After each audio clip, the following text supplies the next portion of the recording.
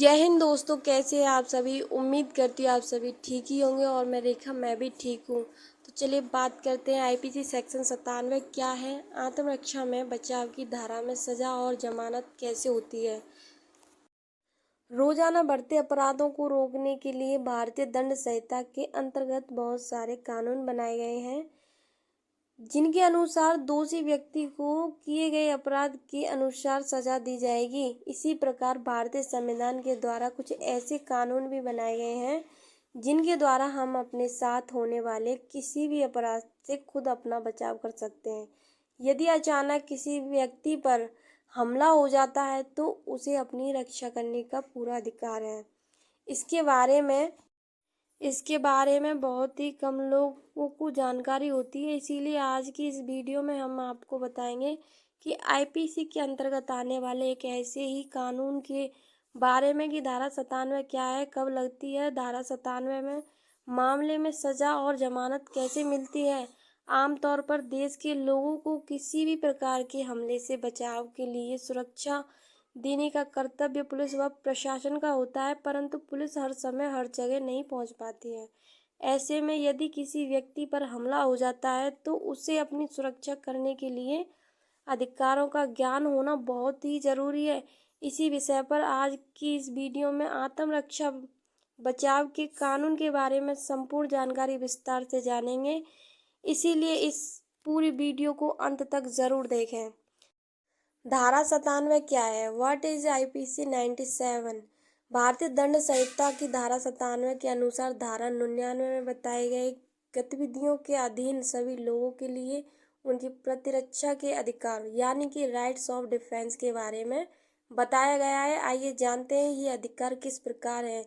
मनुष्य के शरीर को प्रभावित करने वाले किसी भी अपराध के खिलाफ अपने व किसी अन्य व्यक्ति के शरीर की रक्षा करना या खुद की या किसी अन्य व्यक्ति की चल अचल संपत्ति को लूटपाट, चोरी, डकैती जैसे अपराधों से बचाव के बारे में धारा 97 में बताया गया है कि अगर इसके आसान भाषा में कहें तो यदि कोई व्यक्ति आप पर या किसी अन्य व्यक्ति पर हमला करता है या कोई ऐसा अपराध करने की कोशिश करता है जिससे मानव शरीर को किसी भी प्रकार का नुकसान पहुंच सकता है या कोई आपकी किसी भी वस्तु को चोरी करने व लूटपाट करने की कोशिश करता है, तो ऐसी स्थिति में शरीर तथा किसी संपत्ति की निजी प्रतिरक्षा के अधिकार मतलब right of private defence of the body end of property का प्रयोग करते हुए आप अपने या किसी दूसरे व्यक्ति के बचाव के लिए हमलावर पर आत्मरक्षा में हमला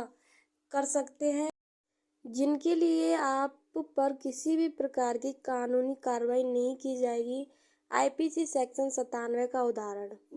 एक दिन पवन अपनी दुकान से घर जा रहा था। उसे रास्ते में एक लड़की दिखी जिसके साथ कुछ लड़के मारपीट कर रहे थे। पवन यह सब देखकर पुलिस को फोन कर देता है, लेकिन उसे लगता है कि जब तक पुलिस आएगी तब तक उस लड़की के साथ कुछ गंभीर हादसा हो सकता है, इसलिए पवन तुरंत उस लड़की की सुरक्षा के लिए जाता है, तो वो लड़के अचानक पवन पर भी अटैक कर देते हैं। ऐसी स्थिति में भी पवन अपनी रक्षा के लिए उन लोगों पर हमला कर देता है, जिसके कारण और लड़के भाग जाते हैं, लेकिन एक लड़के को चोट लग जाती है। इसके बाद जब पुलिस वहां आती है तो पवन सारी बात पुलिस को बताता है कि उसने लड़की व खुद की जान को बचाने के लिए धारा 97 में दिए गए शरीर तथा किसी संपत्ति की निजी प्रतिरक्षा के अधिकार का प्रयोग करते हुए अपना बचाव किया है। उसके बाद पुलिस पवन को जाने देती है, वह अपराधी लड़के पर कार्रवाई करते हैं। आईपीसी सेक्शन 97 में निजी रक्षा के लिए समझने वाली कुछ मुख्य बातें।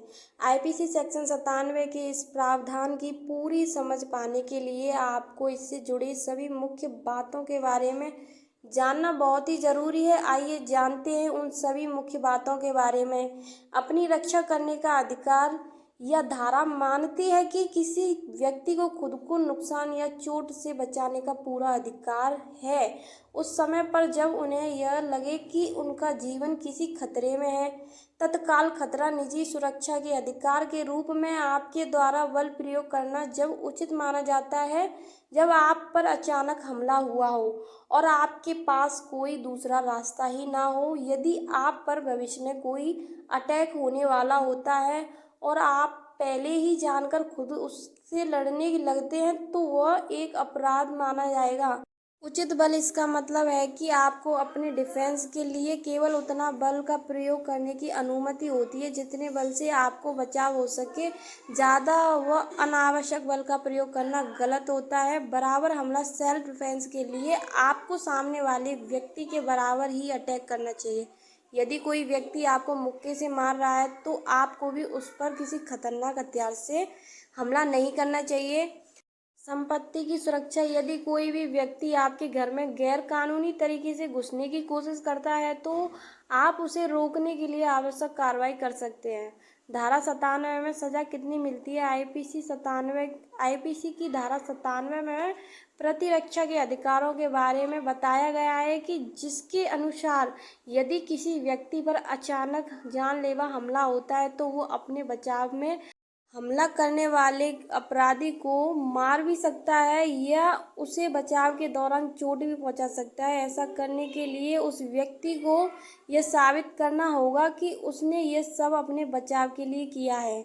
यदि कोई व्यक्ति इस आईपीसी सेक्शन के अधिकार का गलत इस्तेमाल करता है तो जो अपराध उसने किया है उसे उसी के अंतर्गत सजा दी जा सकती है। निजी प्रतिरक्षा के अधिकार के लिए कुछ नियम व शर्तें आईपीसी की धारा 97 में ये बताया गया है कि कोई व्यक्ति अपनी प्रतिरक्षा के अधिकार का प्रयोग करता है तो वह अपराध नहीं माना जाएगा, लेकिन इसके लिए कुछ नियम व शर्तें दी गई हैं जिनका जानना बहुत ही ज़रूरी है।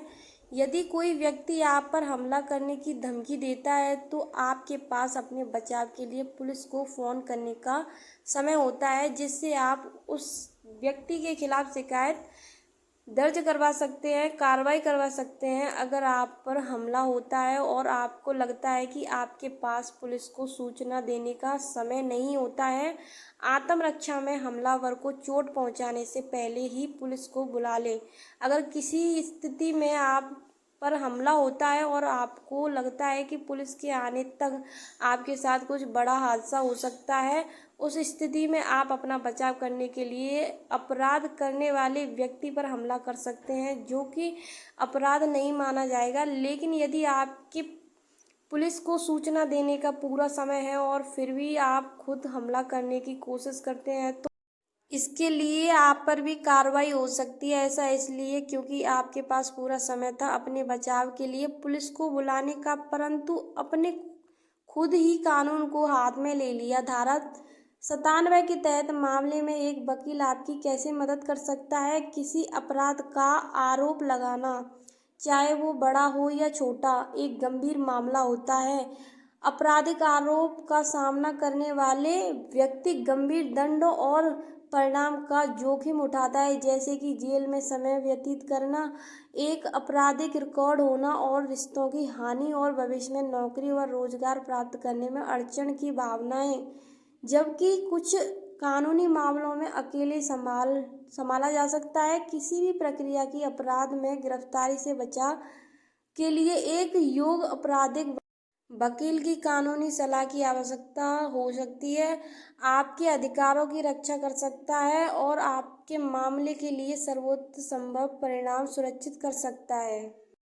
दोस्तों, कैसी लगी वीडियो कमेंट करना। अगर वीडियो अच्छी लगी हो तो सब्सक्राइब करना, लाइक करना, शेयर करना, कमेंट करना। मेरी वीडियो देखने के लिए धन्यवाद।